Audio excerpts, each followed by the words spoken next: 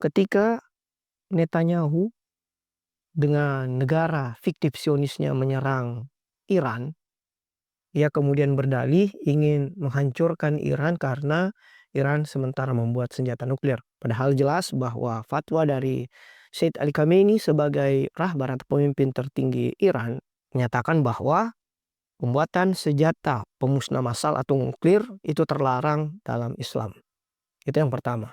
Sementara yang kedua, bahwa jikapun Iran membangun senjata nuklir, apa yang salah dengan pembuatan senjata nuklir tersebut ketika negara-negara lain juga membangun senjata nuklir? Premis yang ketiga adalah Iran termasuk bagian dari negara yang menandatangani Perjanjian Non-Proliferasi Nuklir atau NPT. Sementara Israel yang memiliki senjata nuklir secara terang-terangan tidak masuk atau tidak menandatangani fakta tersebut. Tetapi kita harus kembali ke premis pertama tadi bahwa fatwa dari Said Ali Khamenei sebagai rahbar menyatakan bahwa senjata nuklir itu terlarang.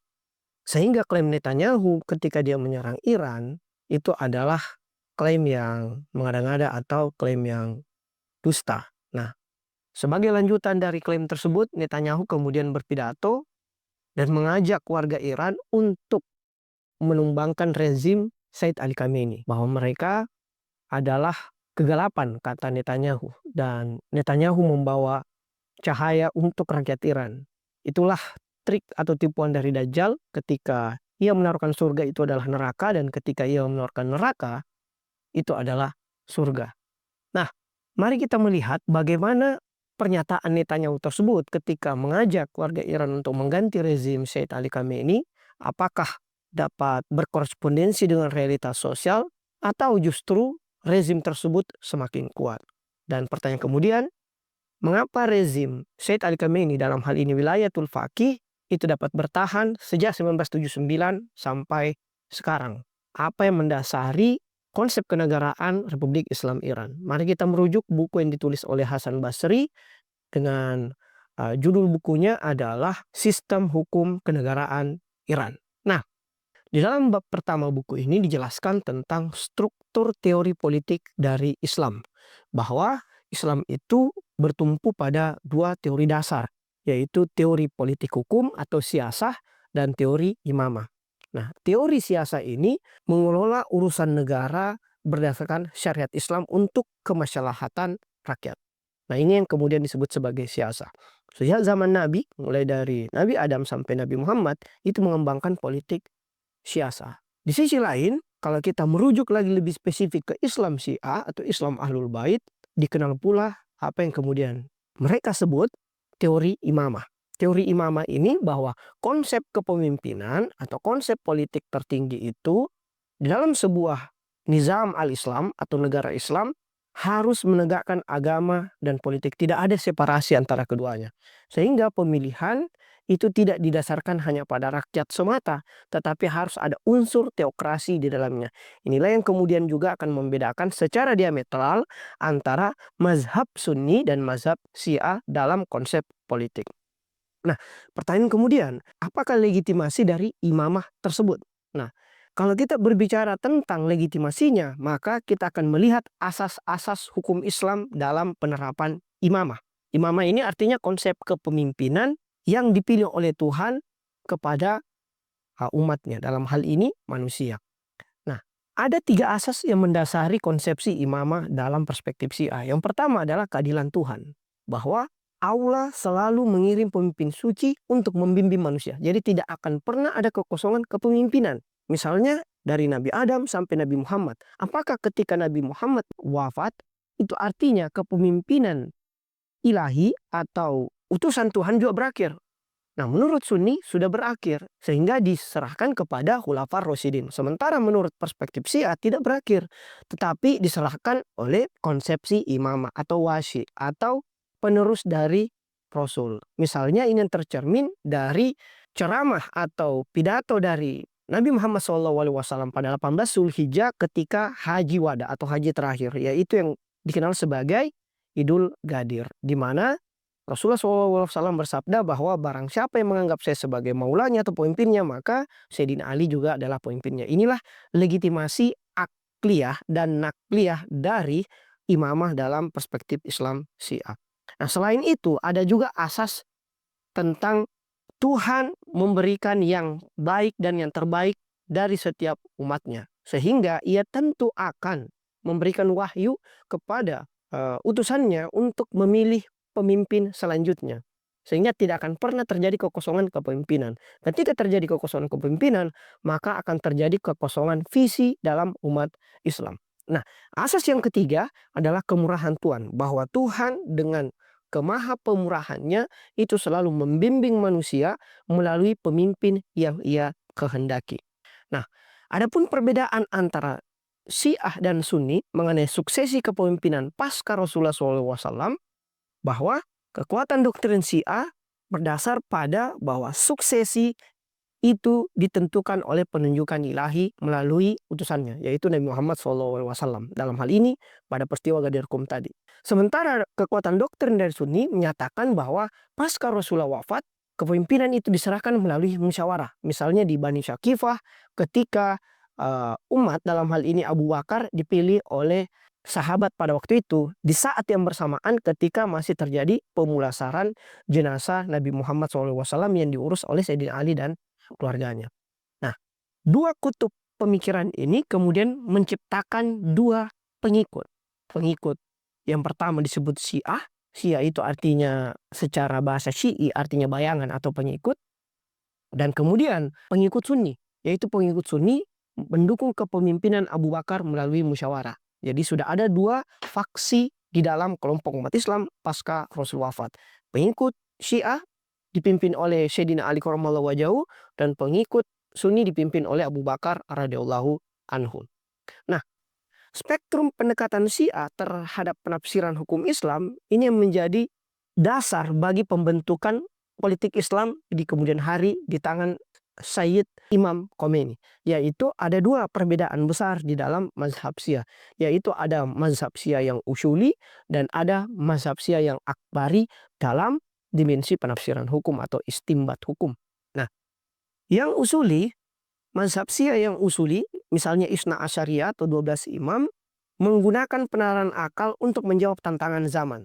Nah, ini persis misalnya di Sunni, yaitu Syafi'i.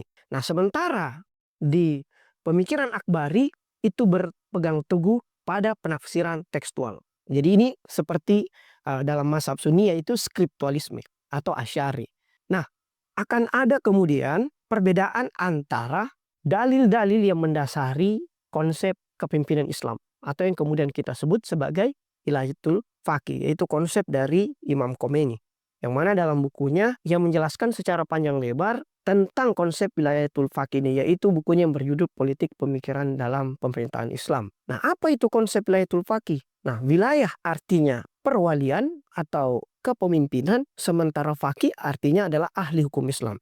Sehingga secara terjemahan bebas, Wilayatul Faqih adalah konsep perwalian yang diberikan kepada ahli hukum Islam. Nah, ini merupakan mandat kepada seorang juris atau ahli hukum yang dalam peristilahan Imam Khomeini harus memenuhi 3 syarat, yaitu adalah atau adil, berkemampuan, berkapabilitas, dan tentunya paham terhadap hukum Islam atau fuqaha. Makanya ia disebut sebagai faqih karena faqih itu adalah ahli hukum Islam. Apa dalil nakli dari Wilayatul Faqih ini? Yaitu dalam Al-Quran ada dalam tafsir An-Nisa ayat 58 sampai ke 59. Yang mana menurut ulama Syiah amanat ini ditafsirkan sebagai amanah. Dan ulil amri yang selalu kita persepsikan bahwa ulil amri itu adalah pemerintahan sekuler. Misalnya kalau dalam Indonesia Prabowo itu ulil amri. Tapi dalam konsep mazhab Syiah ulil amri adalah para imam. Nah, sementara dalil nakli yang kedua atau sumber sekunder yang kedua, tadi sumber primer Al-Quran, ada sumber sekunder yaitu hadis. Yaitu hadis tusi dari imam gaib atau imam zaman, imam ke-12. Yang menyatakan bahwa fuqaha atau para ahli hukum Islam itu adalah pewaris ketika imam zaman atau imam Mahdi ini mengalami gaib besar di abad ke-12. Sementara dalil akli dari wilayat al-faqih, tadi dalil nakli yaitu ayat-ayatnya, sementara dalil akli adalah landasan rasionalnya. Yaitu misalnya landasan irfani, landasan gnosisnya, bahwa harus ada insan kamil yang memandu umat manusia, dalam hal ini umat Islam. Dan itulah peran dari faqih atau ahli hukum Islam.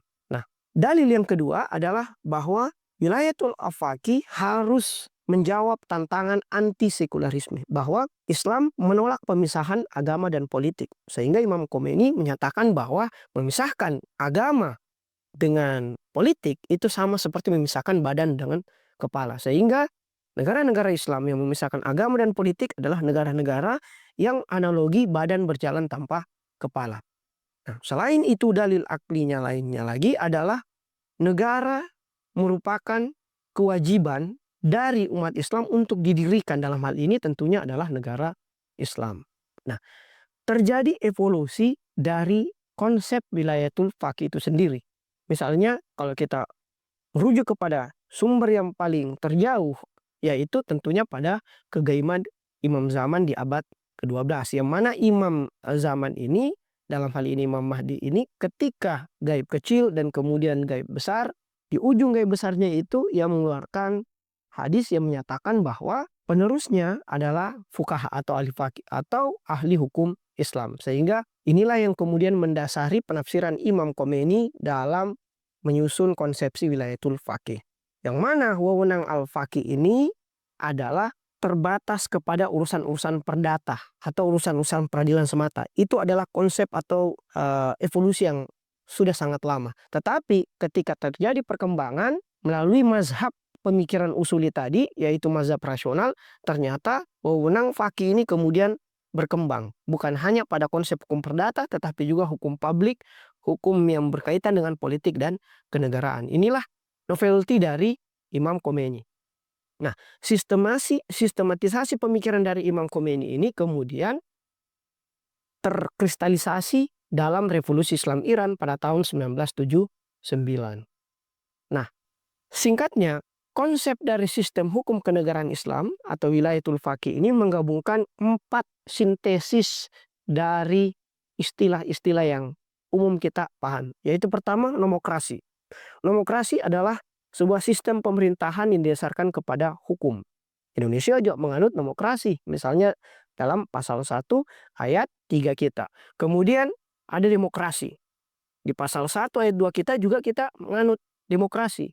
Yang membedakan, konstitusi Iran menambahkan 2 konsepsi lagi, yaitu teokrasi dan yurikrasi. Apa itu teokrasi? Bahwa kekuasaan itu harus berdasarkan kepada legitimasi ilahi, atau harus ada petunjuk dari Tuhan. Dan yang menarik adalah yurikrasi. Yurikrasi ini adalah konsep kepemimpinan yang diserahkan kepada ahli hukum. Khususnya kalau dalam konteks negara Islam Iran adalah hukum Islam. Nah, ketika wilayatul faqih ini kemudian masuk dalam undang-undang dasar dan kemudian diterapkan pada referendum, yaitu pada tahun 1979, akhirnya wilayatul faqih ini sah sebagai sebuah dokumen hukum, bahkan dokumen hukum tertinggi, yaitu Konstitusi Republik Islam Iran. Nah, ini adalah alur dari pemilihan atau operasionalisasi dari lembaga-lembaga tinggi di Republik Islam Iran. Inilah yang menjadi karakteristik yang membedakan antara konstitusi dan ketatanegaraan Republik Islam Iran dengan demokrasi-demokrasi yang ada di negara lain, termasuk di Indonesia. Singkatnya seperti ini, bahwa rakyat itu memilih majelis pakar. Nah, majelis pakar ini yaitu 88 ulama. Ini adalah majelis pakar. Yang mana majelis pakar ini, yaitu 88 ulama ini, kemudian memilih satu di antaranya pakar yang akan menjadi pemimpin tertinggi atau supreme leader, atau yang kemudian kita sebut sebagai rahbar. Nah, ketika Imam Khomeini wafat pada 1989, yang dipilih oleh majelis pakar pada waktu itu, silakan teman-teman bisa lihat, cek videonya ada di YouTube, yaitu adalah Sayyid Ali Khamenei pada 1989. Pada waktu itu, konstitusi Iran menyebutkan bahwa pemimpin tertinggi haruslah berstatus marja. Marja itu artinya ulama yang paling tertinggi level keilmuannya. Tetapi pada waktu itu Sayyid Ali Khamenei belum memenuhi kualifikasi marja. Sehingga ia kemudian mengatakan saya tidak layak. Tetapi karena kepribadian dari Sayyid Ali Khamenei, konstitusi pun direvisi untuk mendudukkan Sayyid Ali Khamenei sebagai rahbar. Sehingga dari marja diganti menjadi cendekiawan Islam. Sehingga pada waktu itu Said Ali Khamenei yang berposisi sebagai presiden diangkat menjadi rahbar. Nah, majelis pakar ini kemudian seperti yang disebutkan tadi adalah memilih pemimpin tertinggi. Nah, selain majelis pakar yaitu 88 orang, rakyat juga memilih parlemen. Parlemen itu sekitar 290 orang dan akan terus bertambah sesuai dengan pertambahan jumlah penduduk. Dihitung berdasarkan skala 150.000 orang. Jika pertumbuhan penduduk 150.000 orang, maka akan naik lagi jumlah anggota parlemen. Parlemen ini artinya ya dewan, DPR. Nah, selain itu rakyat juga memilih presiden secara langsung. Nah, jadi kalau yang menyatakan bahwa konsep negara Islam Iran itu tertutup atau autokrasi, itu tidak sesuai dengan realitas yang terjadi di lapangan, karena ternyata rakyatnya itu memilih bukan hanya majelis pakar, bukan hanya parlemen dan presiden, tapi secara tidak langsung rakyat juga sebenarnya memilih rahbar atau pemimpin tertingginya. Selain itu, majelis pakar tadi ini ketika memilih pemimpin tertinggi inilah yang menjadi supreme leader yang memiliki sangat banyak kewenangan. Yang mana dia dapat mengusulkan atau menunjuk Dewan Kemaslahatan. Dewan Kemaslahatan ini berjumlah 35 anggota yang terdiri dari mulai dari ada usulan dari Dewan Penjaga, ada dari parlemen, ada dari para ahli dan sebagainya, dan akhirnya cukup 35 anggota yang mana Dewan Penjaga ini mungkin kalau konteksnya Indonesia walaupun sangat jarang ya, konteks Indonesia mungkin sama seperti MPR, tapi enggak juga, karena tugas dari Dewan Kemaslahatan ini adalah untuk menangani perselisihan antar lembaga negara. Jadi kayak seperti MK juga gitu. Jadi kalau dalam konsep HTN ini agak unik ini Dewan Kemaslahatan. Nah, Dewan Kemaslahatan ini juga rapat atau bermusyawarah untuk isu-isu strategis nasional. Misalnya kalau dalam konteks Indonesia ya mungkin GBHN.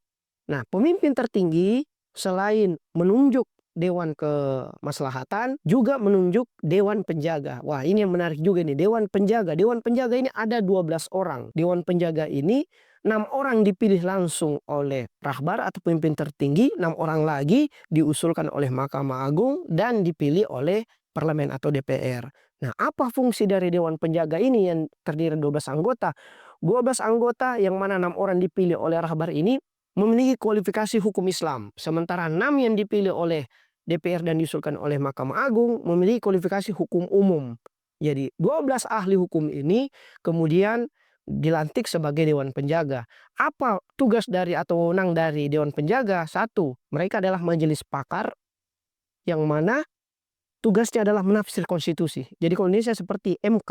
Nah, perbedaannya kalau di MK Indonesia itu hanya bisa melakukan judicial review ketika undang-undang sudah jadi. Tetapi kalau di Republik Islam Iran, sebelum undang-undangnya jadi, Dewan Penjaga itu bisa membatalkan undang-undang tersebut.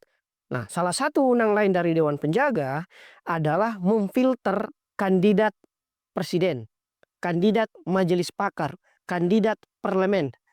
Jadi ada fungsi-fungsi KPU di dalamnya. Jadi Dewan Penjaga ini sangat penting fungsinya sehingga tidak sembarang orang bisa menjadi kandidat, baik itu kandidat dari majelis pakar, majelis parlemen maupun presiden. Nah, kemudian rakyat juga memilih parlemen, yang mana parlemen ini ya kalau Indonesia ya DPR yang wewenangnya adalah membuat undang-undang. Tetapi yang harus digarisbawahi di sini, DPR yang dipilih ini calon anggotanya harus difilter dulu oleh Dewan Penjaga dan harus disetujui oleh rahbar atau pemimpin tertinggi.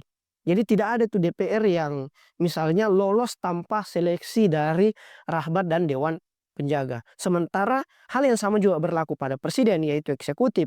Tunduk pada pemimpin tertinggi walaupun dia dipilih langsung oleh rakyat, tetapi harus diverifikasi dan harus disetujui oleh rahbar dan Dewan Penjaga. Nah, inilah misalnya bagan kewenangan dari rahbar atau supreme leader dari Ayatullah Said Ali Khamenei, yaitu dia dapat menunjuk atau memfilter presiden, badan kehakiman, yang mana badan kehakiman ini di bawahnya ada Mahkamah Agung dan Kejaksaan Agung. Kemudian dia dapat memfilter juga DPR, Guardian Council atau Dewan Penjaga setara dengan MK mungkin kalau dalam konteks Indonesia, dan angkatan bersenjata. Yang mana angkatan bersenjata ini juga yang agak unik. Selain ada tentara dan ada polisi, ada juga Korps Garda Revolusi Islam. Yang mana ini berbeda dengan TNI pada umumnya misalnya atau tentara pada umumnya di Iran. Ini langsung berada di bawah pemerintahan atau wewenang dari rahbar. Nah, polisi ini ada polisi moral, ada juga polisi yang dibawa langsung dari Islamic Revolution Guard Corps.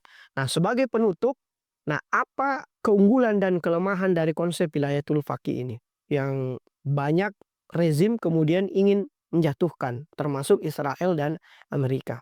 Keunggulannya adalah tentunya integrasi Islam dengan negara. Jadi tidak ada lagi sekularisasi antara politik dengan agama.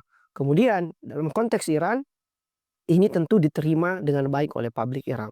Dan ini menggabungkan teokrasi dan demokrasi.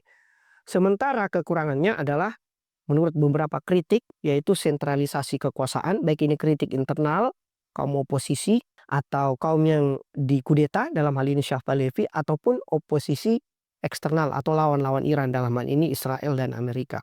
Ada potensi otoritarianisme dan pembatasan kebebasan. Ini menurut para kritikus. Bahkan di dalam buku ini juga dijelaskan salah satu murid kesayangan Imam Khomeini, yaitu Ayatullah Muntaziri, yang sudah didapuk sebagai calon rahbar selanjutnya, ternyata seorang yang sangat mengkritik Imam Khomeini sehingga ia kemudian tidak jadi menjadi rahbar.